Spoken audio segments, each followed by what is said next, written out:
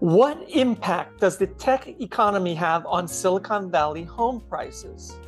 This is your Silicon Valley market update for March 2023. In this video, I want to provide an update on mortgage rates and Silicon Valley real estate market data through February. Then I want to go through some case studies of specific listings that I've been following. Next, I'll go through some of the variables in the tech economy, like tech stock prices, employment in some of the big tech companies, and the elephant in the room, the Silicon Valley Bank collapse. Finally, I want to put all of these factors together and address the question of what impact the tech economy has on Silicon Valley home prices. Now, I have some bonus giveaways at the end of this video, so be sure to stay tuned for that. And don't forget to hit the like and subscribe button below this video. Let's start with mortgage rates. The 30-year fixed rate mortgage did increase during late February and early March. It was at 6.65% on March 2nd. Over the past couple of weeks, rates have been coming back down. As of the time of this recording, the 30-year fixed rate mortgage was in the low 6% range. Looking at the latest mortgage rate projections from three major institutions in the mortgage industry, we could see that mortgage rates are projected to decline from about 6.5% in Q1 to down to about 5.67% at the end of the year, as the Fed continues to fight inflation. Now let's look at our market data through February for Santa Clara and San Mateo County. On the left side of this table, the data for Santa Clara County shows that the median home sale price was flat from January to February at about 1.5 million. Average days on market was also about flat at about 34 days. And the sale to list price ratio was up slightly to 101%. On the right side, you can see for San Mateo County, the median home sales price rose from January to February from about 1.5 million to 1.95 million.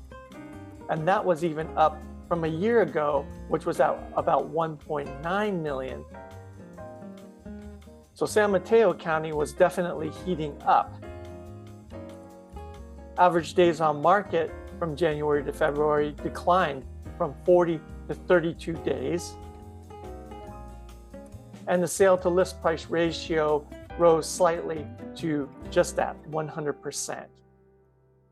The number of sales in Santa Clara County from January to February rose from 302 to 357. Active listings rose less so from 675 to 680, and that resulted in a slight decrease in the months of inventory available from 2.2 to 1.9 months. Compare that to January of 2009, which was the height of the Great Recession and the downturn in the housing market.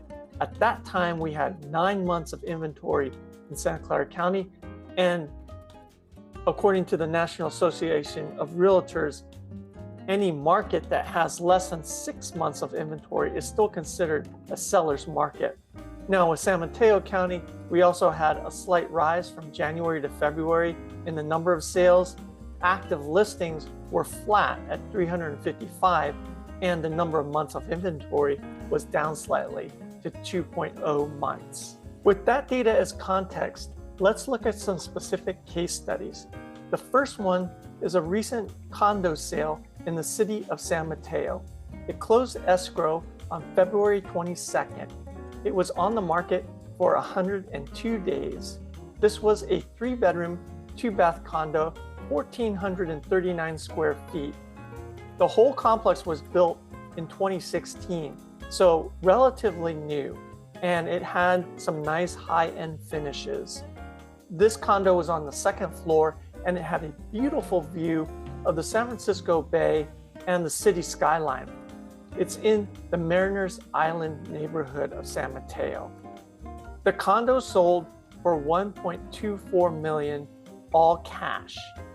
The list price was just under 1.3 million, and the sales to list price ratio was at 95%, so a little bit below the average for San Mateo County.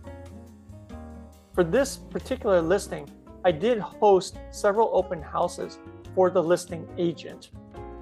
Traffic was pretty slow in November, December, and the beginning of January, and then towards the latter part of January, the open house traffic really picked up, and the seller ended up getting multiple offers. The listing agent told me that they decided to go with an all-cash offer that had a fairly quick close.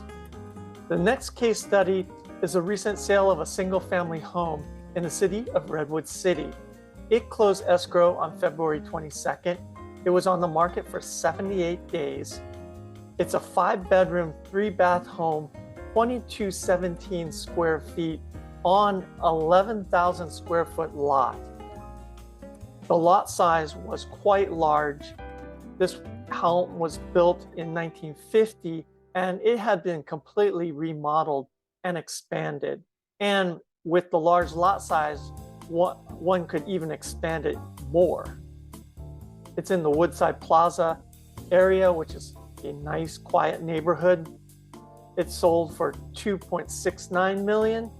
The original list price was just under $3 million, and the sales to list price ratio was about 90%. This is another example where it sat on the market for a while, and then with the increased activity in January, it got into contract in late January and then closed in late February.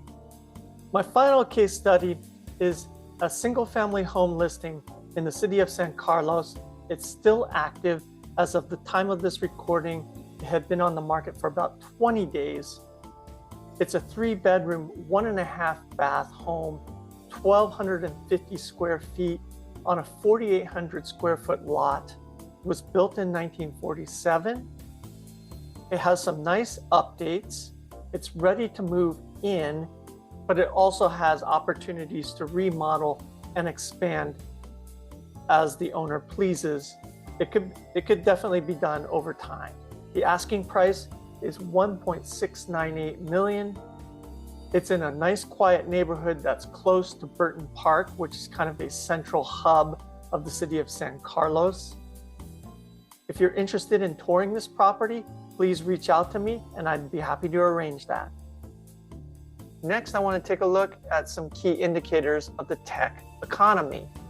I took some data of Silicon Valley single-family homes, San Mateo and Santa Clara County combined, over the period from 2008 to 2009. That was during the financial crisis, the Great Recession, and I compared that to the performance of the NASDAQ 100 during that same time period. The NASDAQ 100 has many of the big tech companies that are major employers in Silicon Valley, including Apple, Google, Facebook, Microsoft, and Amazon. The blue line is the NASDAQ 100 stock price, and the red bars are single-family home prices. Now you can see that there is some convergence in the first part of that time period, and then there is some divergence as well as you get into 2011 and 2012, where the NASDAQ was picking up steam and home prices were still in a slump. And I had someone do a regression analysis of those two variables, the median home sale price and the NASDAQ 100. When we look at the regression line and the R-squared coefficient, which is a measure of the correlation of these two variables, it's a fairly low correlation during that time frame. It's only about 7%. That can be explained by the fact that there were other factors affecting the housing market at that time. We had a financial crisis where several financial institutions collapsed. The federal government had to step in and do bailouts. And there were a significant number of foreclosures and distressed properties, including in Silicon Valley. Now, I also took data for those two variables from the most recent 4-year period from 2019 to the present. And you can see that the trends for home prices and the NASDAQ 100 were tracking fairly closely during that time period. And the regression analysis for those two variables shows that there was a higher correlation in R-squared coefficient of 62% during this time period. Now, another factor to consider in the tech economy is the employment situation. And we've seen in the last few months announcements of layoffs from some of the big tech companies in the Silicon Valley: Meta, which is Facebook, Google, and Twitter. Now, anecdotally, I have heard that some transactions have fallen through because the buyer unexpectedly lost their job, which is very unfortunate, and I can certainly sympathize with that. I myself was laid off many years ago working in one of those big tech companies. But overall, we haven't seen a huge depressing effect on housing prices. As we saw, inventory is still quite low, and houses are selling at pretty much asking price. Now, let's address the elephant in the room, the Silicon Valley Bank collapse. This was certainly a shock to the overall financial system and potentially to the local economy in Silicon Valley. Some of the headlines that we've seen in the last few days indicate that the federal government has stepped in to ensure that depositors in the bank, largely tech companies, a lot of startups, and their venture capital backers, those deposits will essentially be guaranteed by the federal government, and bank customers, as far as I understand, already have access to those funds. So they'll be able to make payroll and keep their operations going. Interestingly, because of this shock to the financial system, bonds prices have gone up in the last few days. That has pushed bond yields down, which has also decreased mortgage rates. Back to the original question, what is the impact of the tech economy on Silicon Valley home prices? Well, on the positive side, we can see that mortgage rates have declined both recently and are projected to decline throughout the rest of this year. Home prices were flat to up overall from January to February, and I have definitely seen activity picking up. Inventory is still quite low. On the negative side, we have this shock to the system of Silicon Valley Bank going out of business, and it was a major player in the technology ecosystem. It was not only holding deposits for a lot of startup companies, but it was providing bridge financing, lending, and a lot of connections throughout the whole tech ecosystem. Now that apparently is gone as a resource for tech companies. Could layoffs at some of these big tech companies soften demand for housing? It's possible, but we haven't seen a major effect yet. And finally, as the Fed continues to fight inflation, will it continue to raise interest rates? Overall, I would say at this point in time that the housing market is fairly balanced by these positive and negative factors. And if you're looking to sell or buy a house, having local market knowledge is really key, because houses that are priced according to local market conditions are selling fairly quickly, some of them at or above asking price. And houses that are priced too high for local market conditions and that may have issues or may not be as desirable are taking longer to sell, and in some cases are selling below asking price. As next steps, I would like to offer you some free guides at the link that you see here. And there's also, and this same link is in the description below this video. I have a free seller's guide for spring 2023. I have 2 buyer's guides. One is a first-time home buyer's guide with some useful information for anyone looking to buy a home, not just a first-time home buyer. And then a home buying guide specifically for spring 2023, which has some relevant information according to local market conditions. And then these market update slides are also available in that same Google Drive folder.